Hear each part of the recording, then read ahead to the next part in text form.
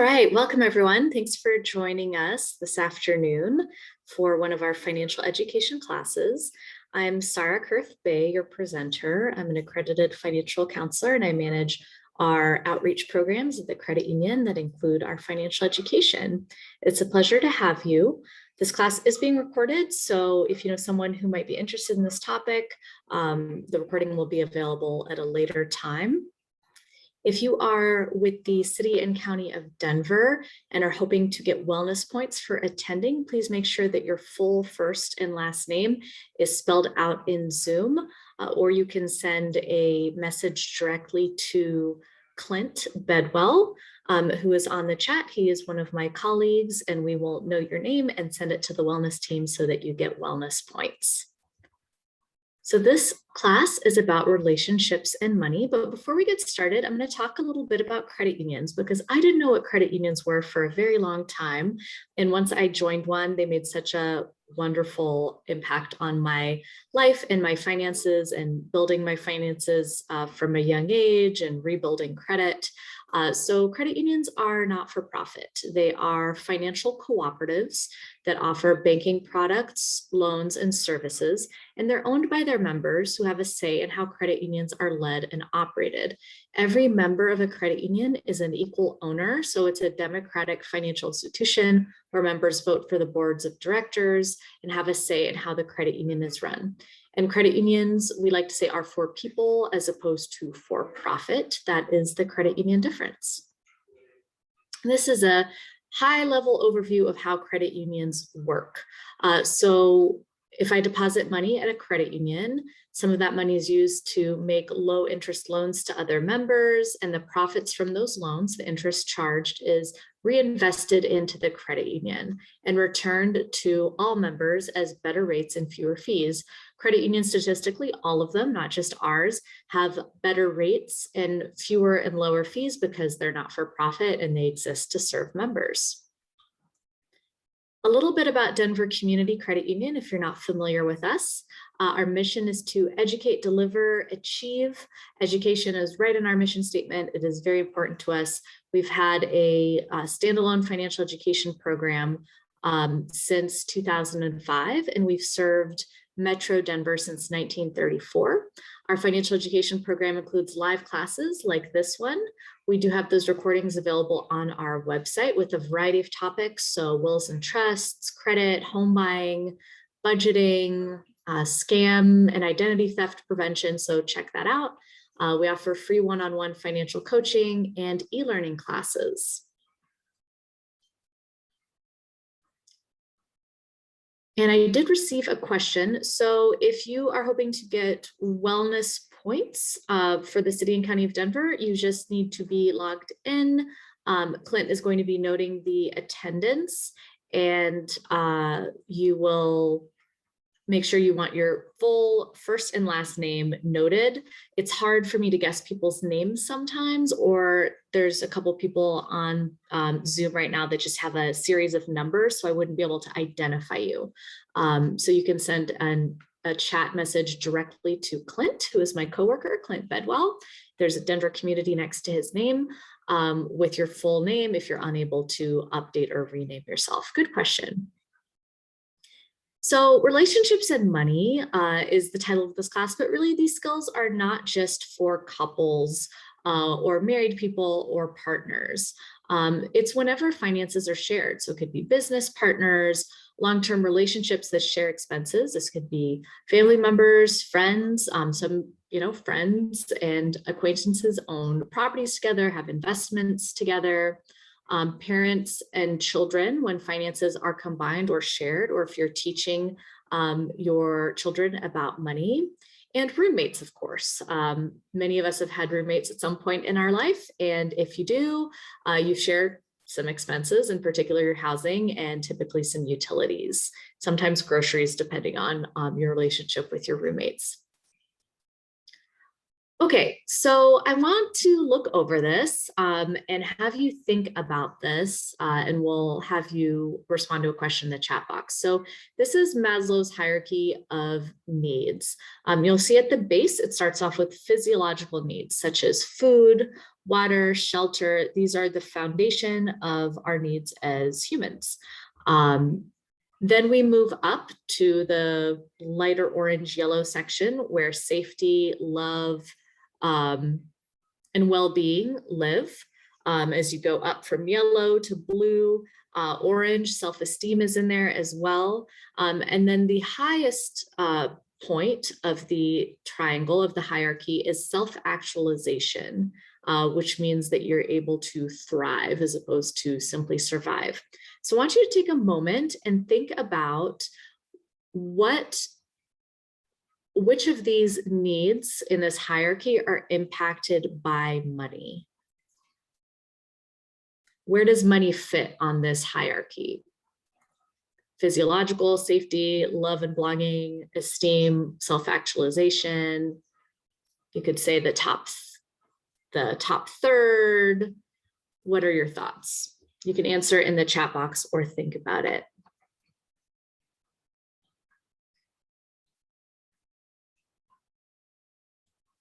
Okay, yep, we got one person who said all.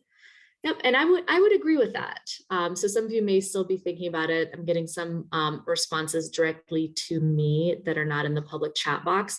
And yeah, absolutely. Money really impacts all levels of our needs and our wants, right? So there's some things that we want that are not absolute needs, like shelter, food, water, that really help us with that self-actualization piece, right? To thrive, beyond just surviving and getting by day to day. So money can be a real source of stress, and it can be stressful sharing it with another person, and communicating about it and having shared financial goals, because it impacts all of those levels of our wants and needs. And we carry a lot of emotions tied to money, right? Because it does impact so much of our life and our well-being. And all of us were raised a little differently with how we handle money. You may have a partner or somebody that you share finances with who handles their money very differently than you do. That is certainly the case for me and my partner. We manage our money differently. Some of our finances and goals are shared, some of them are separate, and that works really well for us. I get this question a lot of, well, if you have a partner and you're in a long-term relationship or you get married, whether you're married or not, should your money be shared? And it's really depends on you, right? And the couple and what works well for you. You might divvy up responsibilities of who pays which bill, and part of each bill is going into a joint account. Maybe your bills are not split evenly down the middle. They're based on a percentage of income. So the person who earns a higher income pays a higher percentage of the rent or mortgage. So there are many, many different ways that people manage their money. So the biggest takeaway I want you to have from this class is that it's A, all about communication, and B, there is no right or wrong way, as long as you are managing your money with the other person in a way that helps you achieve your financial goals. You can tweak the method, you can try and see what works best. Different people have different strengths. So for me, I'm very organized. The bills are always paid on time. So if a bill comes from the city of Denver, water department, or different seasonal bills that don't happen every month, I'm the person that's in charge. I'm tasked. They will get paid. They will get paid on time. They will not sit on a pile and accumulate dust so that we forget about them. That works well for me, and I know that's my responsibility, and I'm happy to take that on. I handle our taxes and things like that. My husband handles other tasks, right? So it's really just a matter of communicating who is doing what in a way that makes sense for all parties.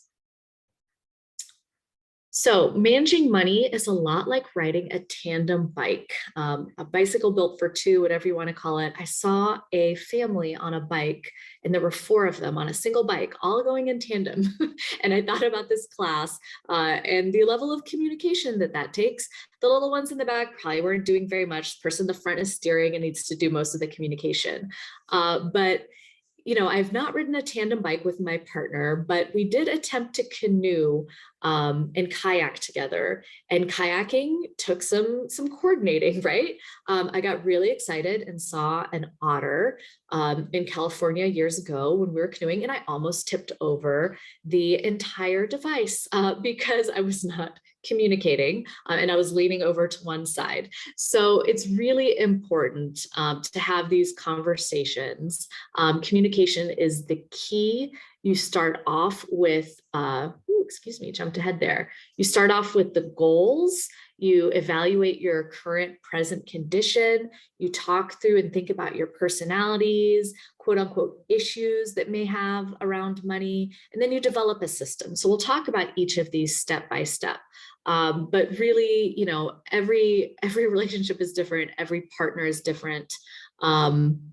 Dancing, for example, you typically have somebody who is leading, right? And I have trouble, I'm a little type A, being led. So when I've done salsa classes with my partner, I try to take over and lead every time. I like to spin myself. I'm not the best dance partner because I like to just go with the flow and go with it. And that's okay. It's okay to take your financial goals and take different strategies and use different methods to get to where you want to be, as long as you're communicating when it's a shared goal. So communication for partners, it is not just one person's job. I see this a lot when I do financial coaching with people where one partner really wants to talk through things, and the other partner is like, just tell me what to do and we'll move forward. It's okay for one person to lead, but there has to be communication on both ends to make sure that the person who is being communicated to understands the message, right? Because communication requires two parties, and the message ideally needs to be understood so that you can achieve your goals. And that will help with a healthy financial relationship. So not everyone will have the same thoughts and opinions when it comes to money, but it's important to listen with an open mind and talk about them. And if you want to stay in a healthy relationship, with money in particular, it's important to talk about it. There is this myth that I hear from people sometimes that like, oh, well, we love each other, we're not going to argue about money. And it's not really about love, right? It's about communicating and making sure that you are working together towards shared goals that you might have. So with communication, some tips that are just overall helpful in general. So get ready to talk and set some ground rules about talking about money will help you. The timing is really everything when you're talking about money. You don't want to catch the other person off guard. So be realistic about your time. So if you're going to set aside some time to talk about a big goal, like saving up for a wedding or a house, or opening a 529 plan for your kids to go to college one day, you really want to be realistic and not just do it as a one-off 5 minutes before you both have to run out the door to leave for work. That's not going to set you up for success. No random talk about money. So you don't want to throw a really, serious conversation piece about a shared goal that you have or about your finances randomly in the middle of a show that you're watching or when you're at the movies. You want to be intentional, and, you want to prepare your partner and say, hey, we're going to have this conversation. So designating a time, right? And that can be really hard. We're all really busy. Have a young child, and I love to plan and I love to have a schedule, and a lot of that has just gone out the window and I have to go with the flow. But as much as you can, designate a time of like, hey, I want to have this conversation about this goal that we're working on, or about how we can better manage our money, or how we can build more savings, or how we can work at chipping away at our credit card debt. That way your partner or whoever you share money with will not feel blindsided and attacked. They will feel prepared. They'll have some time to think about it. And other ground rules to try to understand your partner's point of view.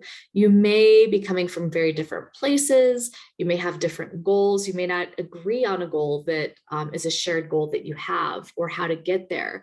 But listening with an open mind will be really, really helpful, and trying to understand where they're coming from. And if it's not clear, ask some open-ended questions of like, okay, well, why do you feel that way? I want to understand where you're coming from. That goes a long way. And then update when changes occur. So checking in about your financial goals once a year is a great way to go. But if changes happen more often than that, you have a life change like a new baby or a new home, or your income has changed or your expenses have changed, those are all good reasons to check in with one another. And so what if your partner doesn't want to talk? So some people just really do not want to talk about money. And that ties into their money personality as well. Maybe they have kind of an avoider money personality where they just avoid thinking about it, talking about it, engaging with it. Procrastinating is perfectly normal. I help people with this. Is budgeting my favorite thing to do in my free time? Definitely not. I'll be honest with you. It's important. I have it set up. It's automated. My bills get paid on time. Money goes to the savings on time. But do I sit and review it every week? I do not. I do that when changes occur with my expenses or my income, or something is out of whack, right? Like if things just don't look right, money is not there that should be there to go into savings and so forth, then I'll check in with it. But if your partner doesn't want to talk, avoid blaming. So talking about money can be really uneasy and uncomfortable for people. And you don't want them to feel blamed for problems. One person in the relationship may have a spending problem and the other is really good at not spending money. And you could recognize that in each other as, strengths, weaknesses, not that spending money is a weakness, right? It's only a weakness if spending is at the level where it helps you, or rather does not help you achieve your financial goals, right? It is hindering you. It's a barrier to other goals that you have. Analyze the context. So when and where are you trying to have these conversations? So if your partner doesn't want to talk about money, maybe it's the timing, right? And maybe it needs to be more thoughtful or over breakfast on a weekend when you have more time, not on a weekday evening or right before work when everyone is stressed out and tired. Speaking of which, is everyone well rested, fed, and not distracted? And I joke when I say this because I don't think I'm one of these things at any given time. So this can be a tricky balance, but you want to make sure that it is a comfortable and safe environment to have these conversations. It might be nice to have some of these conversations, at a lunch out somewhere, but you might want to have some privacy doing that.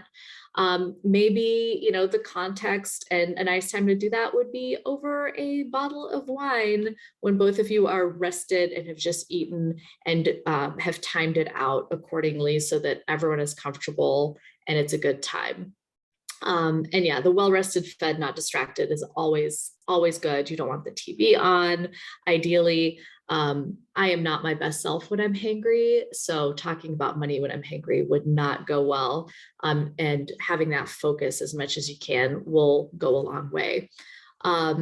You want to take some time also to think about your own fears around money and concerns and your own point of view, and how that might differ from your partner or someone you're sharing money with. Again, all of us come from different background, how we were raised around money, scarcity around money. Maybe if I'm handling some money with somebody who grew up in a household where they weren't sure they were going to get their next meal or how they were going to get it and when they were going to eat next, they might have, really be a lot more comfortable having a bigger safety net, a bigger emergency savings. They're worried about spending any money at all on anything. That's just an example. Everyone really manages money so differently, and it's so based on our experience with money throughout our life. And then again, look at it from their point of view as much as you can to keep an open mind about their perspective. It's also helpful to use I messages, which we'll take a look at in the next slide. So an example of an I message would be, I understand this might be a stressful topic, but I would like your help in a goal that involves how we spend money. And I'm hoping that we could set up an hour to talk about it. So lots of I's and an I am. What I would want to avoid is saying, you're spending too much money on eating out for lunch. We're not reaching our goals because of it. Because you can see how the other person, if I say that, might feel blamed and attacked and not really open to changing their behavior when it's framed in that way. So I want you to think about how you would change this comment, "You're spending too much money on eating out for lunch," into an I message. So I'll give you just a moment to think about that. You're welcome to put it in the chat box if you'd like, or you can just think about it.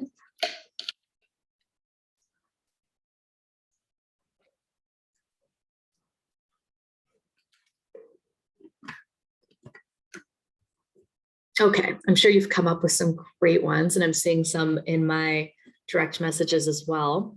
So here's an example. I'm concerned that our money is out of whack, and I think we could watch our spending on eating out. I'd be willing to insert the blank, I'd be willing to reduce eating out to twice a week. Would you be willing to, and then fill in the blank? Obviously, the fill in the blanks are very much based on the individuals, what's going on. Yeah, thank you for sharing. Somebody said, I think we could find a better way, a way to better budget for our food. Absolutely. When you make it about what I'm willing to do, how I'm willing to change, and how we can work together as a team, that's going to be a lot more successful than saying, you're doing this wrong. You could be doing better.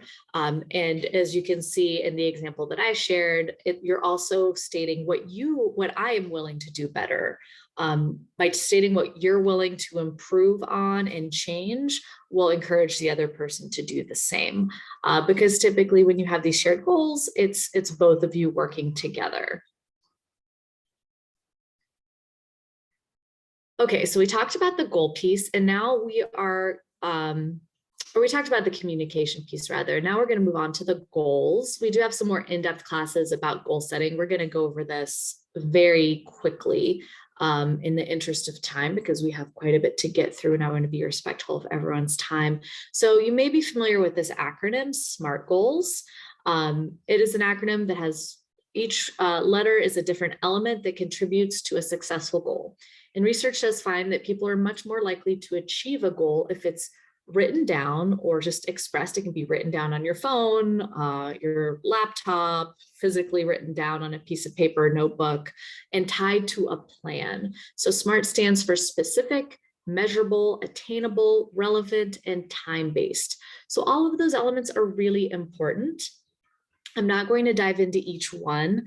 We do have some recordings on our website on that link I sent that are specifically about financial goal setting, but specific would be, I want us to save $1,000 for emergencies over the course of the next year. It's very specific. It's not, we should be saving money, or I'd like us to be saving money. Measurable, it's has a dollar tied to it. So if I've saved $100 towards a goal of 1,000, I'm 10% of the way there. Attainable, it's great to challenge yourself and have goals that are hard to achieve, but you don't want to make them impossible. Otherwise, that's really defeating, discouraging, and people get discouraged and they don't want to get back into the goal setting process to reach financial goals. Relevant, so you want to think about your financial big picture. What is it? And make sure that this goal ties into that vision that you have, your values, your priorities. And then time-based. This is where a lot of people get stuck, is the procrastination piece. So when am I going to start saving for that emergency fund? Is it my next paycheck? Is it the first of the month? Have a time frame so that I can say, okay, I'm going to save $1,000 over the course of the year. I'm paid bi-weekly. I'm going to take that number and divide it by 26 paychecks in a year. Then I know exactly how much I save every paycheck. And keep in mind, you can change any of these elements at any time, right? So let's say that I have an emergency come up and I have to dip into that emergency fund that I've been doing such a great job saving for. That can feel really, really painful, and it's not enjoyable to have to do that. But you get off track because of things that may be within your control or outside of your control, like a pandemic, and you reevaluate, you recalibrate. It's like a GPS, there's some construction ahead, some roadblocks, you take a different route and you get back on track. As long as everything aligns with your values, your priorities, is relevant to you, you get back to your goal. So a little more about goal setting. There's a book called Smart Couples Finish Rich, and he talks about the concept that living rich means that you live a life that's aligned with your values. And I really agree with that. people spend their money very, very differently. Some people really value having a boat, or luxury cars, or designer handbags, right? Some people really value experiences, going camping, going to Disney with their family, taking a vacation, family reunions. So it really, what brings joy to people really, really varies. There are probably a lot of similarities with you and your partner, or whoever you share money with, because you are in a relationship and you have some things in common, but there may be some things that are important to you that are not as important to other people. I know a financial advisor who loves working on cars, buying old cars, fixing them up, and he uses his own money for that. And his wife has different hobbies, and her money does not go towards him buying and fixing up old cars. They keep most of their money separate, have been happily married for over 30 years. And they have a shared savings account where they put money towards vacations and experiences that they're both excited about, and both bring them joy and align with their values. So it's okay to have things separate and joint depending on what makes sense for you and what's a good fit. And again, those goals reflecting your values and priorities. I have people come to me sometimes, they're like, well, how much should I be saving for this? Or what should my goals be? And my answer is always, well, what's important to you, right? What's important to you may not be a priority or a value of mine. So you may have the same goals that complement one another, or separate goals from your partner that you share money with. So that's a typo there, but write down your goals or a goal on paper, on your phone, in an online document. Just write down your goals. Once they are expressed, written out, they are more concrete and more likely to happen than if they're floating around in your head. So some ideas might be funding a child's education or a vacation, funding your retirement plan or increasing your contributions to your retirement plan, having money in case there's an emergency or job loss, a new couch for your living room, giving more money to charity, being debt-free. These are all just examples, but a variety and diverse examples to illustrate that everyone's goals are a little bit different, right? And so when you're goal setting, you really want to think about a goal, why it's important to you, the underlying value behind it. So here's some examples. Funding a child's education. Why might that goal be important to people, right?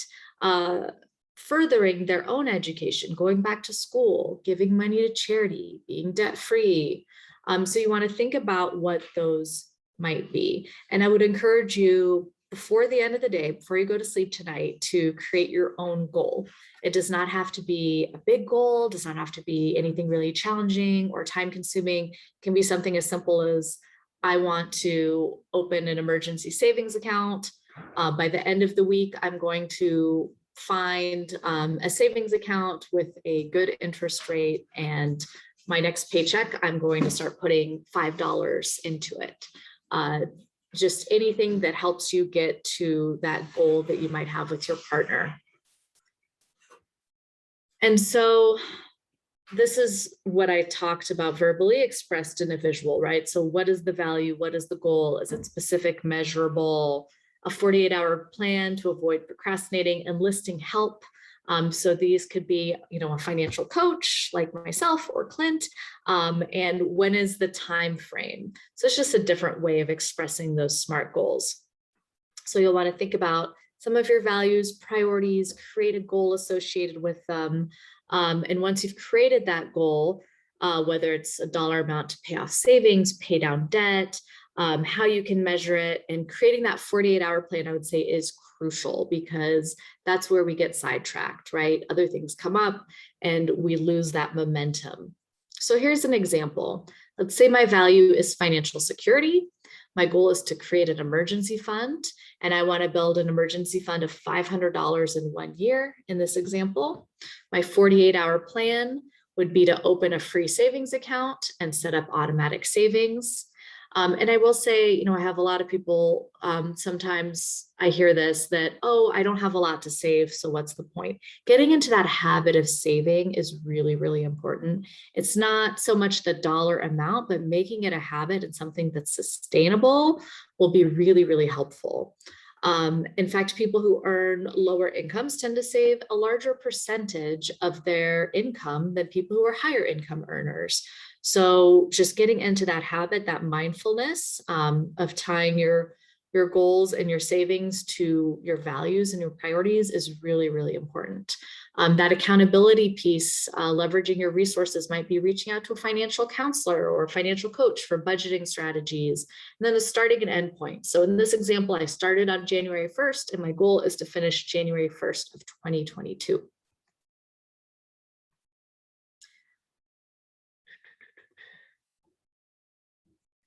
And now we'll take a look at the current financial condition. So it's always a good idea to be honest with yourself, but also with a partner, right?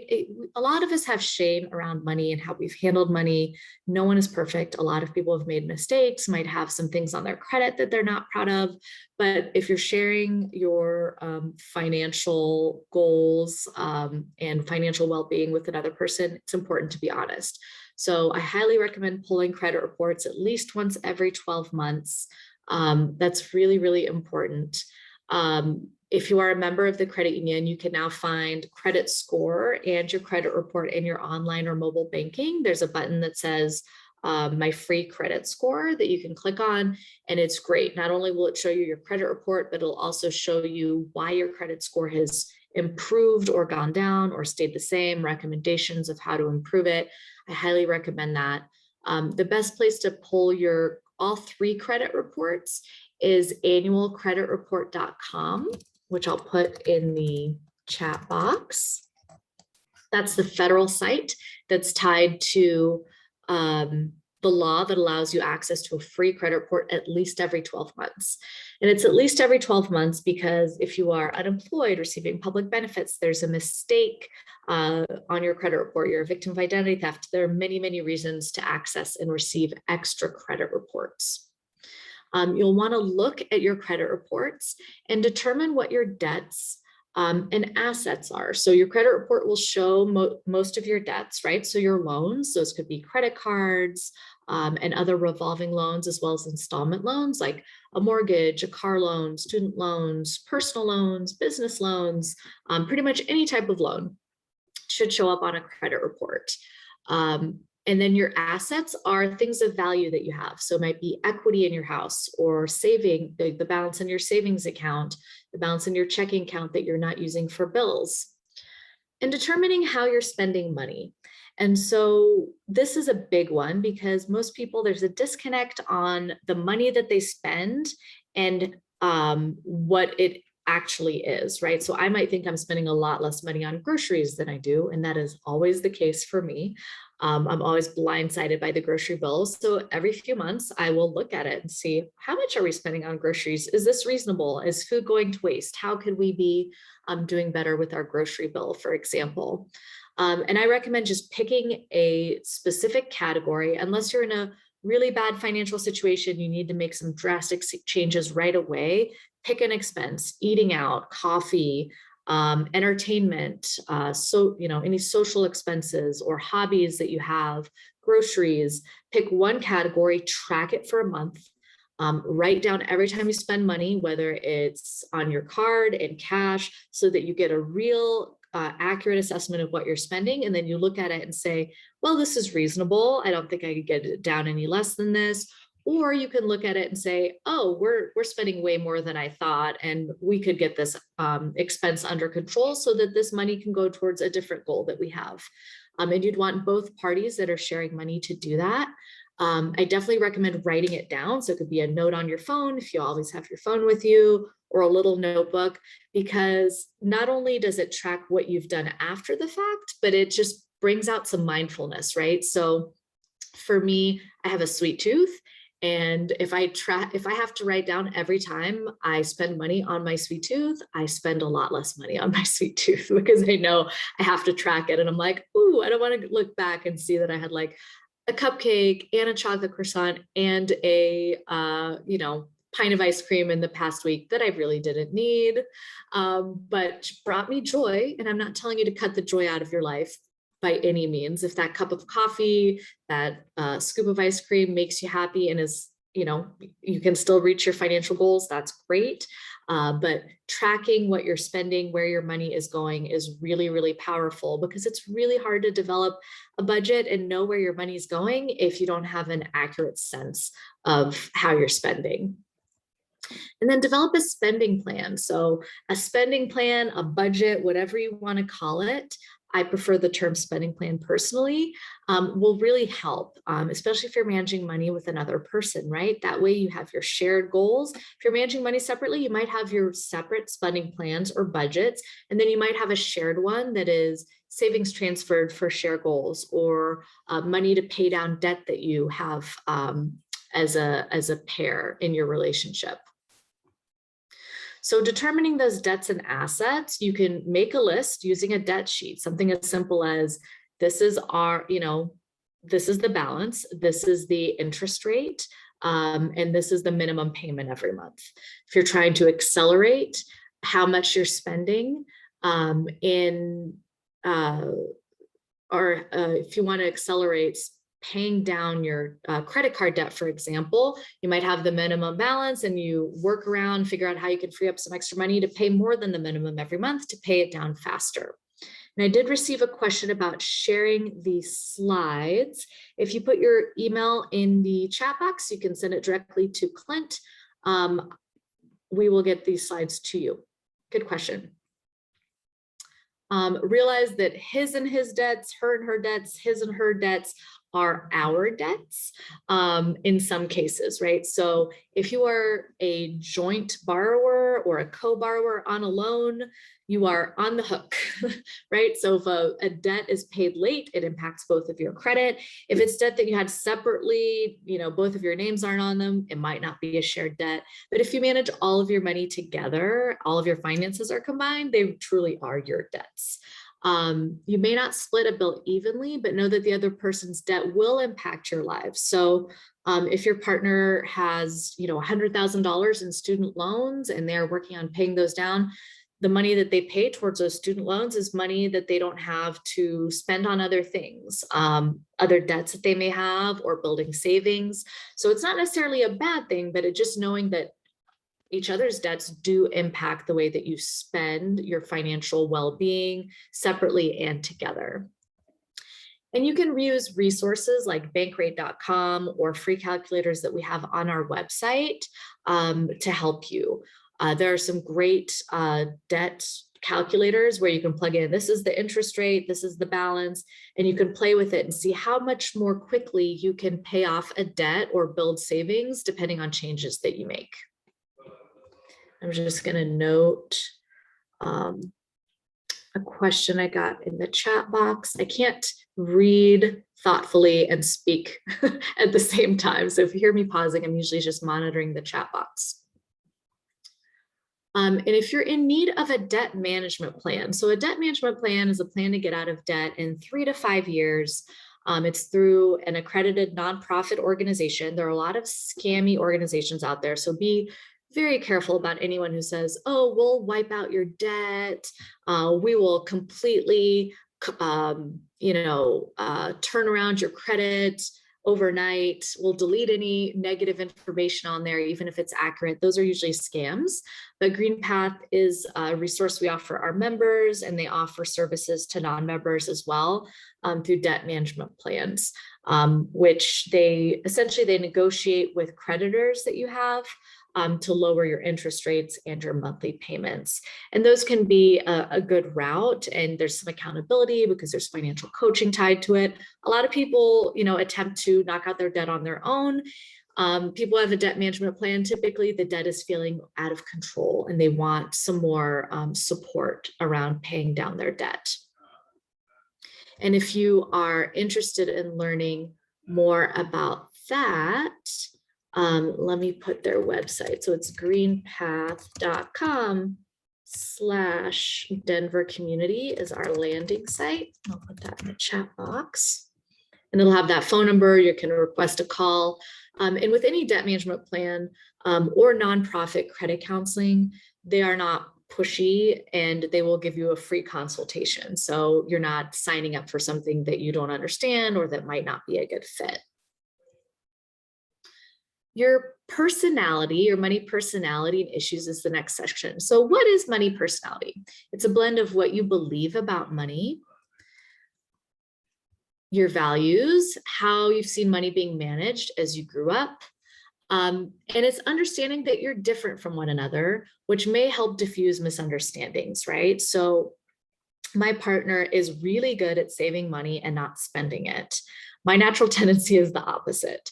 And I have probably 8 or 9 different savings accounts, and they're all tied to different goals. There's emergency savings, there's vacation fund, there, housing expenses, all of that type of stuff.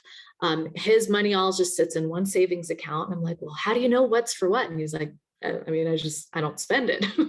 It's just there. And when I need it, I use it on what I need. So that's okay, right? Everyone is really, really different. Money personalities are going to be a blend for sure. There is no perfect money personality. Who you are doesn't change when it comes to money. So, somebody who is impulsive at a young age with the candy that they're given and they eat all their candy at once might be more likely to spend money freely than that kid who has Halloween candy 6 months after Halloween. It just carefully parcels one bit at a time.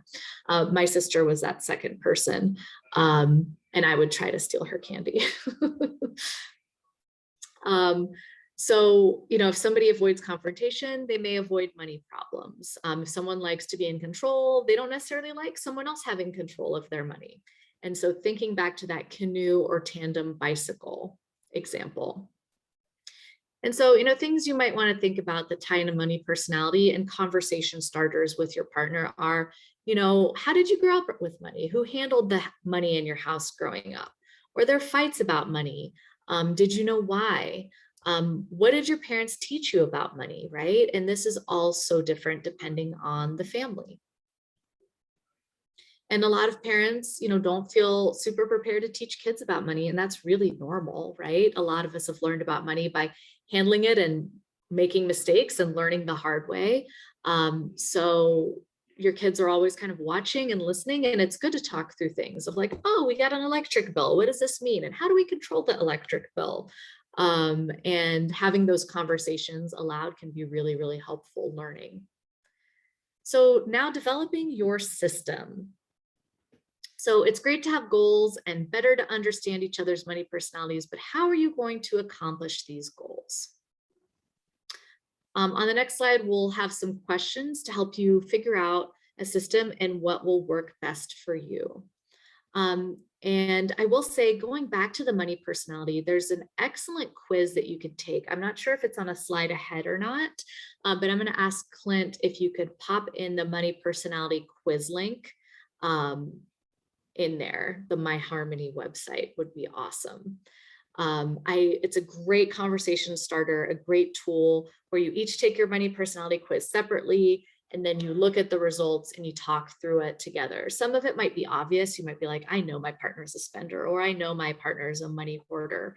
But it can be just a great icebreaker and kind of a fun activity. People like taking quizzes to learn more about their personalities. Thanks for popping that in there, Clint. And it's a great way to just start this conversation. Okay, so creating a system. So this can be some things to think about whether you want your money jointly in a checking or savings account, separate, or a hybrid of both. So less paperwork to keep track of, typically joint, right? If you have a lot of shared expenses. Separate can be mixed. If one person is paying the water bill and one person is paying the electric, you don't necessarily have to have that money jointly. A hybrid can be a little tricky. It just might require more communication. If you're using a joint system, you need to communicate more often.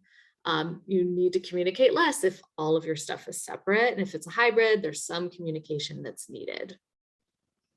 Bonding, so having joint expenses and savings or checking accounts can be a form of bonding. It can also be miserable for some partners, depending on the situation, the money personalities at play, and people's preferences. Access to assets is a plus when you have a joint account, right? So just naturally, if you put two people's savings or income together, you have more assets, more purchasing power, more spending power than you do separately. There's less room for error sometimes in a joint account. So you want to be careful that, the money for the rent or mortgage is always in there and the other person didn't spend it, not realizing that a big bill was coming up. So again, going back to that communication. Everyone has control in a separate account and some more control in a hybrid than in a joint. And privacy, there's less privacy if all of your money is combined, right? So if you want to buy a gift for a partner or family member and they can see what you spent, you might not like that as much. Or you might just open a separate savings account or checking account, or have a separate credit card from them so that you can have some privacy there. Okay, so thinking more about your system, you want to think about how will the bills get paid? Are they going to be split evenly, 50-50, or a percentage based on income? So, sometimes housing, other big expenses will be split based on who earns more income, and they'll take that, and maybe one person pays 60% of the rent or mortgage, the other person pays 40%, and who actually pays them. So my mortgage, for example, will only come out of one checking account. It can't come out of two separate checking accounts. So money might be transferred from one person's checking into the other automatically every month, and then it gets taken out of one checking account. And who will pay those bills as they arrive at your door, or in your e-statements, for bills that don't come up all the time, like waste management, trash collection, tags for your cars, different things like that. And when will you make a budget or a spending plan? Things to think about are, when will we consult each other before spending? So if your money is joint, it's all shared, there might be a threshold where you're like, if I'm going to spend more than $200 and it's not on groceries or rent or housing, I'll consult the other person before making a big purchase. Before buying a new car, for example, you may want to consult with your partner if you share your income and expenses. A budget is really just a spending plan so that you're both achieving your goals, which may be separate or together. And how will you track that spending? So I talked about one method. Some people will just go back and look at their statements to track spending, which is great. I also recommend tracking it as you go, because again, you might identify some expenses where you're like, I really don't need to spend money on this right now. And just knowing that you're going to track it reduces the likelihood that you'll spend money that is not aligned with your values and priorities at the time. And then how often will you discuss it? How are you going to let the other person know if you are in a place where you need to discuss it? And so we're going to do a quick example of bucket budgeting, which is just a sample. Budgets, spending plans do change. That is not uncommon. You want to review it regularly, particularly if you're sharing money with another person, because there might be less room for error when you have expenses for both coming out of a single account. Sometimes plans and events don't work out and monthly expenses don't always match up with paycheck times, but planning ahead will make it easier to handle unexpected expenses that come up. So in this example, we have person one's income, person two's income goes into a joint account. They might have no guilt money each. So almost like an adult allowance, right? Where it's like, there's a certain amount of money. It can be different for either person, depending on income, might be just a shared amount that you discuss that's below that threshold where you need to consult each other. No guilt account. So lunches out, or a latte, or a new pair of shoes, dinner with friends, gifts for the other person. You might have some of that money separate, or it might be in your joint account and you just know that you can spend it, don't have to consult the other person. So there are different types of joint accounts, right? So joint savings might be for emergencies, or set aside a savings for a ski pass, or that tag for your car, or summer camp for your kids, expenses that don't come up every month, but come up over the course of the year. Definitely want to prioritize saving. That can get lost sometimes when you share money with another person, but it should be a priority ideally. Joint account for fixed expenses. So might be debt that you collectively have, energy bills, car loans, cell phones, that kind of thing. Internet, joint spending. So important that both people know how much you have to spend. It might be on groceries, gas, eating out, household needs.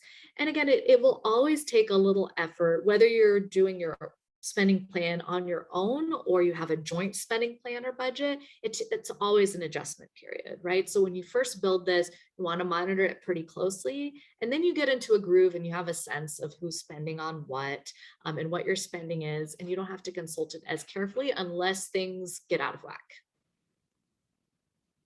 Okay, and just to tie it back together, so communication is absolutely key. You want to use your goals to motivate you since they're connected to your values. You'll have shared goals. Some of them will be different.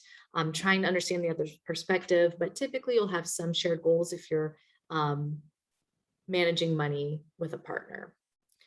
Managing money in a partnership is usually more difficult than managing it on your own. So that is very, very normal. I have people say, oh, I was always so good at managing money by myself, and now I manage it with my partner or a child or a business partner, and it's so much harder. Yes, of course, because it's another person, their money personality, their spending, unexpected things that might happen with their income or spending as well as yours. So that is very, very normal. Managing money successfully in a partnership will help you achieve your goals faster than managing money alone. So again, if you're using two incomes to reach a savings goal, typically you'll reach that goal faster than if you're just using one income to reach that same goal. So these are all things to take into consideration. We do have class recordings that are about credit, about more in-depth about budgeting and financial goal setting. I encourage you to check those out on our website. That's denvercommunity.coop/recordings, or you can go to the education section of our website and find it there. Some other things that may be of interest to you is our e-learning classes. So they're 5 to 7 minutes long. They're animated. It's not a recording like this class is. Or will be on our website, but very short in English or Spanish. You can do them on your cell phone at 2 in the morning, whenever is convenient for you. Some of the topics are family conversations about money, preparing for retirement, owning a home, just a really, really wide variety. And those can be helpful to check out with a partner to just get some conversation started, some basic foundational knowledge before you dive into some deeper topics and more information. And we do have some time for questions. So I will stick around and answer any questions that you might have. We will be sending the slides to those of you who asked. And again, this class will be available in a recording. We will email everyone who signed up for the class a link to the recording, so that you can access it or share it with a partner or someone else you might be working on money goals with. And thank you so much for joining us today. Really appreciate it.